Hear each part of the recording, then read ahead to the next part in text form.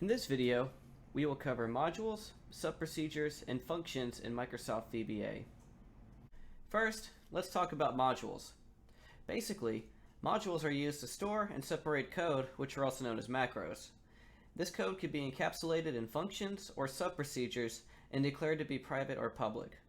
If the sub or function is declared private, then it can only be accessed in a specific module that it is defined. If made public, the function or sub can be called from any other module. If the sub or function is not explicitly declared private or public, then it is assumed to be public. Sub-procedures, or subs, execute code without returning a value. They are defined with the sub declaration. I normally use sub-procedures when performing tasks that do not require a value to be returned, such as modifying a cell, formatting a chart, creating a worksheet, or saving a workbook. Functions, unlike sub-procedures, execute code and can return a value. They are defined with a function declaration, and the value returned is what we set the function to. You'll see what I mean in the following example. I typically use functions when I'm trying to retrieve a value somewhere in the workbook, whether it be the value of a cell, the name of a selected worksheet, or the number of data points in a chart. Unlike subs, functions can also be used in the formula bar, and we'll also go over that in the next demo. Now, we're going to do a quick demo on working with modules, subs, and functions. The first thing we're going to do is select the Developer tab and launch the Visual Basic Editor. So inside the editor, we can insert a module. You can also create a module by right-clicking any of these items in the VBA project, selecting Insert, and then selecting Module. So I'm going to come back here to Module 1 by double-clicking it, making sure we're running Module 1. I'm going to go ahead and create 3 sub-procedures. So I'm going to call this one sub-procedure 1. I'm going to do message box, procedure 1. And then this one I'm going to make public. I'm going to call this one procedure 2. Oh, need to call it a sub. There we go. Okay. So I'm going to call this one procedure 2. And then this one I'm going to make private.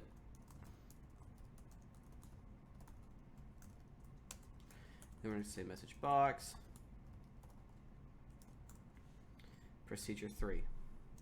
Okay? So now I'm going to click the run button. And as you can see, the procedures we have available to us are procedures 1 and procedure 2. And the reason behind this is because procedure 2 is explicitly defined to be public, where procedure 1 is not defined to be public or private. And so therefore, Visual Basic will assume that it is a public sub-procedure. And procedure 3 is explicitly defined to be private, so in this case, it is not accessible outside of module 1. Okay, so I'm going to go ahead and run procedure 1, and then it says procedure 1. If I run again, select procedure 2, it's going to run procedure 2. So another cool thing you can do is if you select anywhere inside of an existing procedure, and you click run, it will automatically run that procedure that you are selected in. So in this case, if I select anywhere inside of procedure 2, it'll run procedure 2, and even with the private sub-procedure, procedure 3, it'll do the same thing. Okay, so now what I'm going to do is I'm going to come to module 2, and I'm going to create another sub-procedure, and I'll call this one module 2 sub 1. And I'm going to go ahead and make a call to a sub-procedure in module 1 by doing module 1 dot, and then from here I could select any of the public sub-procedures that are available to us from module 1. So in this case, I'm going to go ahead and select procedure 1. I'm going to click run, and then we ran procedure 1 that is inside of module 1.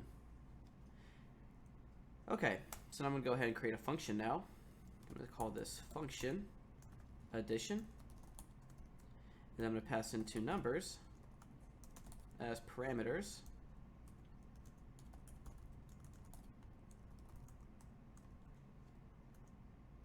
I'm going to set the return type to be an integer, and then I'm going to set addition equal to number 1 plus number 2. And this is what I was talking about earlier when I said that the value of a function is whatever we set it equal to. So in this case, the function name is addition, and we're setting it equal to the sum of number 1 and number 2, which are values that we pass in as parameters. So if I come back here to module 2, and I make modifications to module 2 sub 1, and I say message box 1 plus 2 equals ampersand, and then we're going to do module 1 dot addition. We're going to pass in 1 and 2 as parameters, like such, and then we run it. It's going to return the value of adding 1 and 2 into this message box. So in this case, it says 1 plus 2 equals 3. Awesome. So now what I'm going to do is show how we can actually use this inside of a worksheet as well. So if we come back here to sheet 1, and I'm going to put in a value here and a value here, and then I can do equals addition, which is the function that we just created, and then I'm going to pass in the value of A1 and do the same thing for A2. It'll return the value of A1 and A2 added together. And so I can come here and change this to say 12, and I can change this to 56, and it will update to the value of whatever we get from adding these two numbers in the addition function.